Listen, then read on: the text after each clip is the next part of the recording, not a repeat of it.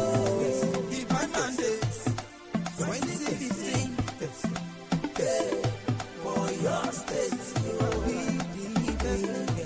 Teslim Folarin, now we want you. For the development, for surplus employment, power to the people. That's where we want. Teslim Folarin, Teslim Folarin. After the presentation of the party's flag to Senator Teslim Folarin as the PDP standard bearer in Oyo State, his campaign kicked off in Onuara and Egbeda local government area of the state, where party members and supporters came out en masse to show their affection to the candidate, who was accompanied to the area by the FCT Minister of State, Olajumoke Akinjide, and other party stalwarts. The leader said Folarin administration, if elected, will create an enabling environment for both artisans and traders to boost commercial activities in the state. They assured the civil servant in the state of adequate welfare package if Senator Folarin is elected as governor. The only person tí ò ní àbàwọ́n kankan rárá bí àwọn bàbá wa ṣe sọ, àwọn márùn-ún ló jẹ́ àwọn tó fẹ́ dìbò gómìnà ní ìpínlẹ̀ Ọ̀yọ́. Mẹ́ta nínú wọn ti ṣe rí, mẹ́tẹ̀ẹ̀ta ló dẹ̀ ní ẹbọ lẹ́rù. Àwọn méjì tí ń bára wọn jà lọ́wọ́lọ́wọ́ báyìí, ẹnìkan ti kówó jẹ, ẹnìkan ti dá owó tó kó jẹ padà. Àwọn kan wà ní EFCC lọ́wọ́lọ́wọ́ tó jẹ́ pé nǹkan tó yẹ kán tẹ̀ máa bá fà lọ́wọ́lọ́wọ́ báyìí ni ẹ̀wọ̀n kò tẹ̀ kán yọjú sí báwọn tó fẹ́ ṣe gómìnà. Àwọn ará ìpínlẹ̀ Ọ̀yọ́ kì í ṣe ọ̀dẹ̀. The only person tí ò ní àbàwọ́n ni ọmọ yín ní ìjọba ìbílẹ̀ Ọ̀nà Àrà. Tẹ̀ sójú ẹ̀, gbá lọ́wọ́ ẹ̀, olóyè Teslim Kolawole Folarin mẹ́kùnláyè. Agbẹ́dọ́kùn jùlọ lọ́mọ yín Teslim Folarin. Ìdúró àtàwọn ọmọdé ti wá. Ojú òní ti wá. Àní ṣe lásán. Táwọn bàbá tó rìn yànlẹ̀ tó bá lókun ní ọkàn wọ́n balẹ̀ kí yóò ṣe dáadáa fún wa. Teslim Folarin yóò ṣe dáadáa fún wa o. Ẹ̀yin ọmọ wa tó ń lọ sí ìwé wá kó sùkú fún yín. Ẹ̀yin obìnrin. Wá kọjá fún yín. Gbogbo ẹ̀yin tí wọ́n ń lẹ́kọ̀ọ́ lọ́jọ́ ọ̀jà bá padà síbẹ̀. FCT Minister of State, while addressing the electorate to support the re-election ambitions of President Goodluck Jonathan, corrected the insinuation that she is not supporting the ambition of Senator Folarin, saying he is the only better candidate to turn Oyo State around.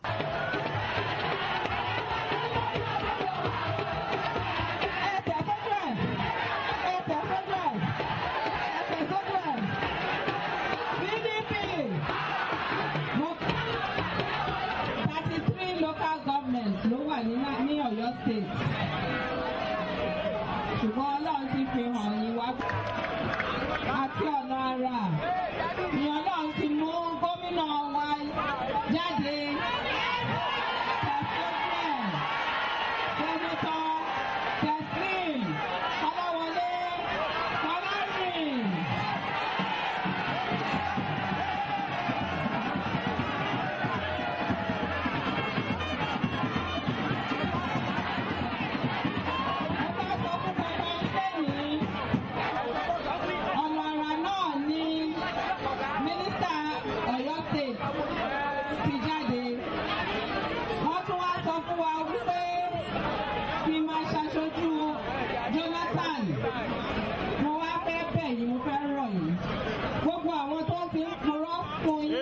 Wọ́n sọ pé èmi àti Sẹ́nitọ́ Teslim pé àkì í ṣọ̀rẹ́ irọ́ lọ́pàá o. Ọmọ ìyá ni wá o. Ẹ̀gbọ́n àtàbúrò ni wá. Mo wá bẹ̀ yín.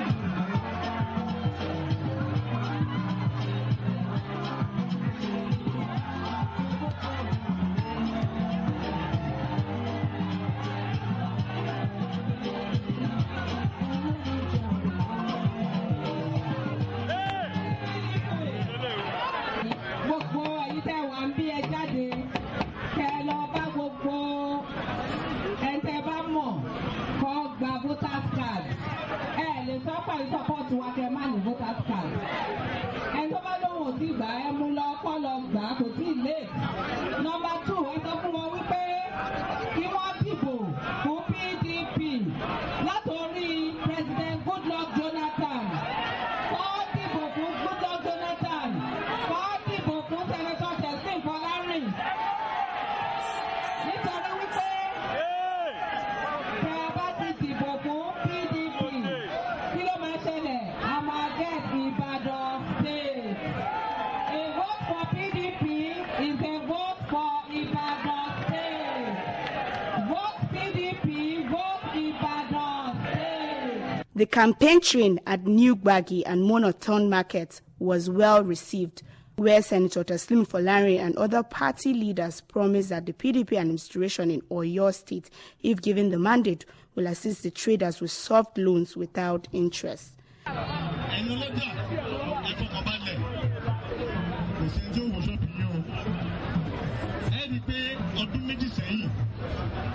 The first politician tó láyà tó lọ sórí rédíò tó lọ sọ pé ìjọba tó wà lẹ́yìn ìjọba wọléwọlé ni ìjọba tó fẹ́ràn mẹ̀kúnnù ni ta ni olóṣèlú náà. Teslim Folarin lọ́wọ́ ẹ̀kọ́ àwọn olùwọlé yìí o ẹ̀kọ́lé lọ́dà wọn àìníwọlé yìí skúùlù tó dára rán ọmọ yìí lọ ẹ ṣe gan adúpẹ́ lọ́wọ́ yìí o ní kábàámọ̀ ń bẹ̀ eré ibẹ̀ ní gbogbo yẹn máa rí lókun ọlọ́run abẹ́gbọ́ ọmọ tí náà yóò ṣoríire.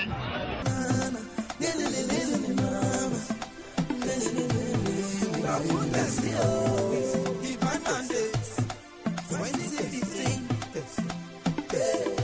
for your state. Teslim Folarin, now we want you. For the development, for surplus employment, power to the people. That's where we want. Teslim Folarin, Teslim Folarin. Soju ẹ̀.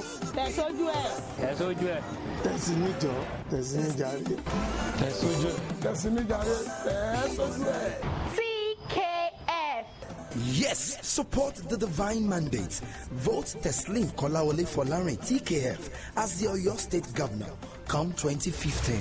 PDP. Power to the people. The campaign train moved to Iseyin in Oyo North area of the state, where Senator Ozaya Agbola, representing the Oyo North Senatorial District of the Senate, and Senator Ayo Adesheun, representing Oyo Central, welcomed the candidate and other party members to Iseyin.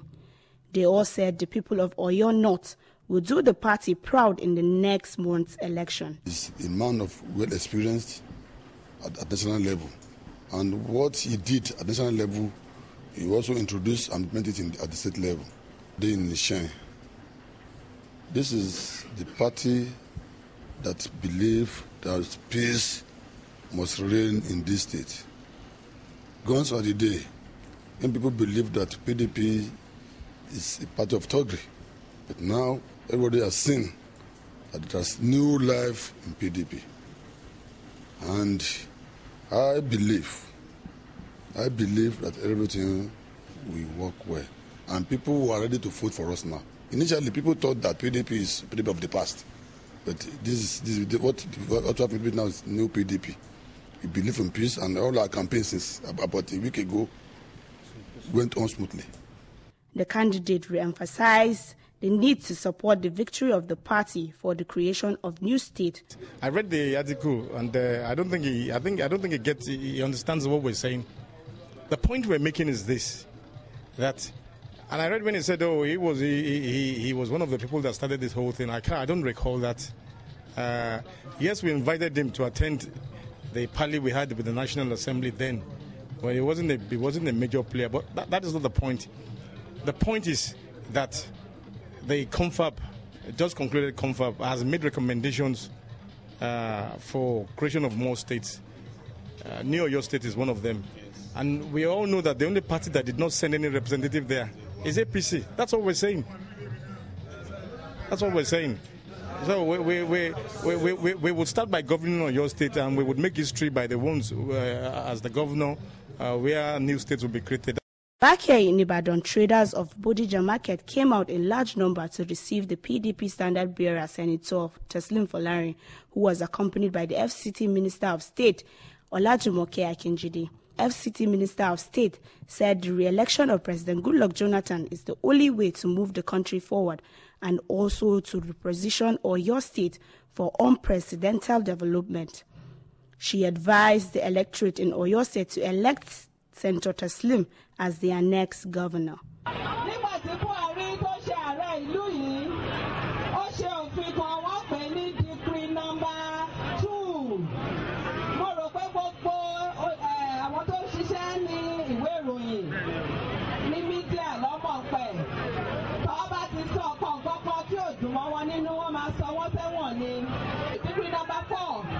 Decree number 4. Our new President Goodluck Jonathan. We will sign Freedom of Information Act. Freedom of Information. Ìyẹn túmọ̀ wípé nǹkan tó bá wù aráàlú ló lè sọ. Gbogbo nǹkan tí ó bá wù wá là ń sọ kò sẹ́ni tó ń pé ìtọ́ ọ̀yàn kankan sẹ́wọ̀n. Ta la máa dìbò fún?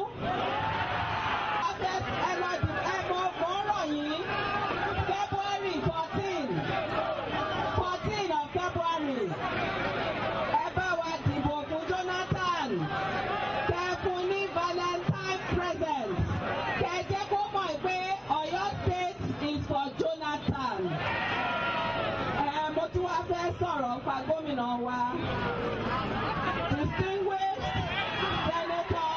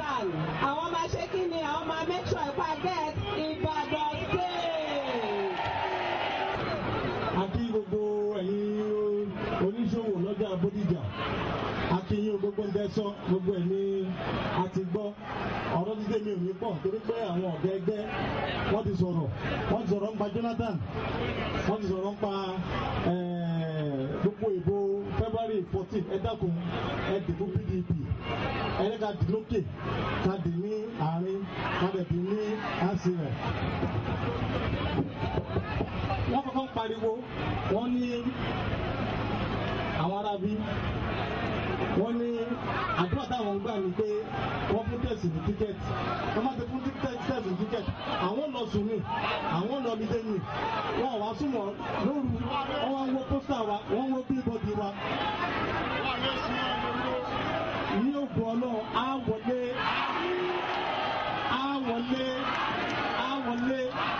Jonathan ó wọlé sẹ́nẹ́tọ̀ wa wọlé gómìnà náà wá wọlé ẹ̀fọ́kọ̀balẹ̀ ní kábàámọ̀ mbẹ́ á wọlé PDP.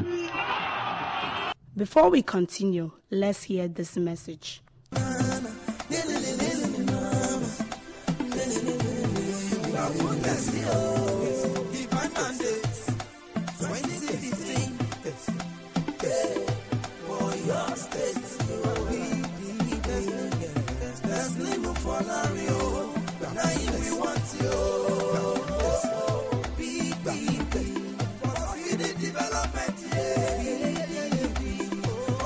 Just employment. Power to the people. That's the way we want. Teslim Folarin. Teslim Folarin. Soju ẹ.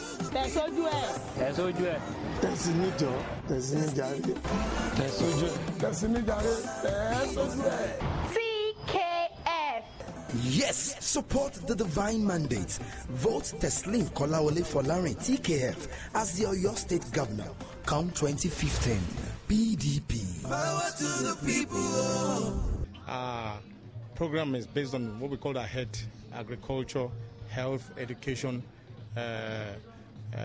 accommodation and development, all with people in mind. But the two areas where I am very interested in is the issue of education and issue of youth unemployment. Starting with education, I had the governor's debate with our former governor Akala where he was reading out all sort of statistics, how he has built this laboratory, he has done this, he has done that. They're very commendable, but in terms of output, it's zero. We still came 23rd in WAHEC, and you said you spent all that money. So I don't think we should be talking about input, we should be talking about output. So what we're saying now is we know the classes are overcrowded, fact. We know the infrastructure is not there, fact. We know teachers' morale is at all-time low. It's a fact. Because pensions are not paid, gratuities are not paid, salaries are not paid on time. So these are all facts. These are all issues we hope to redress. Now, on the issue of youth unemployment, it's a big issue that affects every family. It's not nice when you have kids, they go to university, they come out of school, and there's no job. It's not very nice. And we're saying ours will be different. Okay, ours will be different. The good thing is that the kids of these days are very smart because they're born into the internet world. And we need to exploit that. So we need to sit down with them to see what ideas they have. We need to make them understand that the days of jobs in banks, oil companies are gone. It's about, you have 182 or 187 doctors to approximately 7 million people. That can be good enough. It's also a big issue, you know, and these are all issues we would. The hospitals are not well staffed. They don't have equipment. They don't have intensive units. They don't have emergency units. And these are all facts. And so, you know, there's a lot of work to be done. I think the common sense thing to do is to declare an emergency in the areas of health, education, and youth and employment. We would also do things. You see the infrastructure they're talking about, we will do a lot of infrastructure development, but we would be done with a human face. You know, we've made that very clear. And one of the things we want to do is to encourage federal government to set up a University of Agriculture in Okiogun area.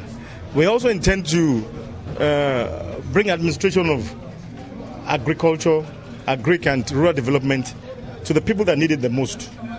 And even if it means moving the ministry down to this area, why not? You don't have to have all ministries in the same building. It doesn't, you know, if you have Minister of Agriculture in Ibadan, for what effect? You can have a satellite office in Ibadan, but the big players should be in this area. Farm settlements have to be set up. And the old ones, the ones that are moribund, we need to bring them back to life. Wife of the People's Democratic Party standard bearer in Oyo State, Angela Folarin, was at the ST Barracks, Elele, Ibadan, where she sympathized with victims of the fire outbreak in the barracks. Mrs. Folarin, who was accompanied by the party's Oyo South senatorial candidate, Mrs. Olariwaju Otiti, donated some relief materials and cash. Look at the people of S&T Barracks who suffered a ravaging fire. We've come to offer them relief materials and to meet with the families and to offer our sympathies and to connect with the women, mainly women that have been affected by this tragedy.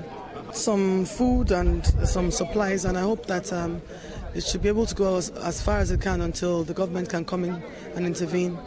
But for now, this is just, like I said, relief, emergency material for them to be able to manage for some time now. Victims to remain strong, to remain prayerful, and also to take heart. We're glad that there was no life lost. So we're thankful for that. We have the First Lady incoming, Mrs. Folarin, who is visiting, and she has donated some relief material. The victims, first and foremost, is to just say, it's only the Lord that can console them. And we'll, all work together to find a way of means of replacing some, not all, of their lost items, and, be a shoulder to cry on. That's the only thing we can provide. We can't bring some. They have mementos that are, for memories that they have lost. But whatever we can do to sustain them currently, we definitely do that.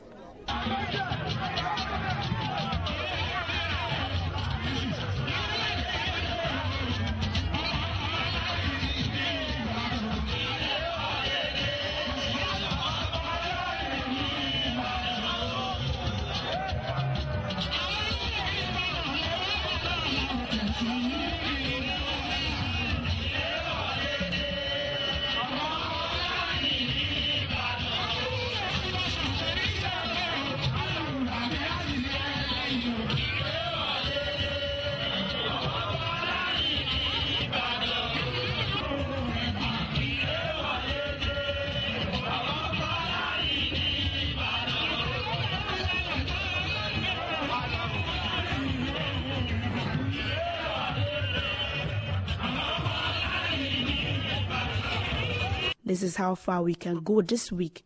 Join us next Saturday for another fresh package. But don't forget to vote in Senator Teslim Folarin to evolve a better society in Oyo State.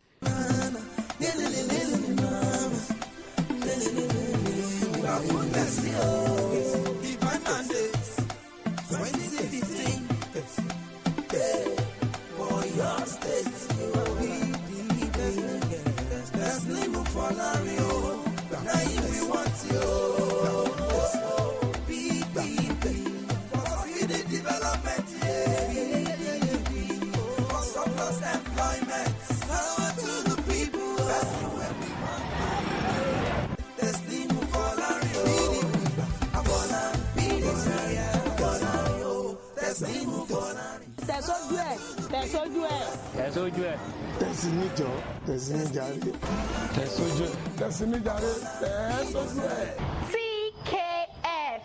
Yes, support the divine mandate. Vote Teslim Kolawole Folarin TKF as the Oyo State Governor come 2015. PDP. Power to the people.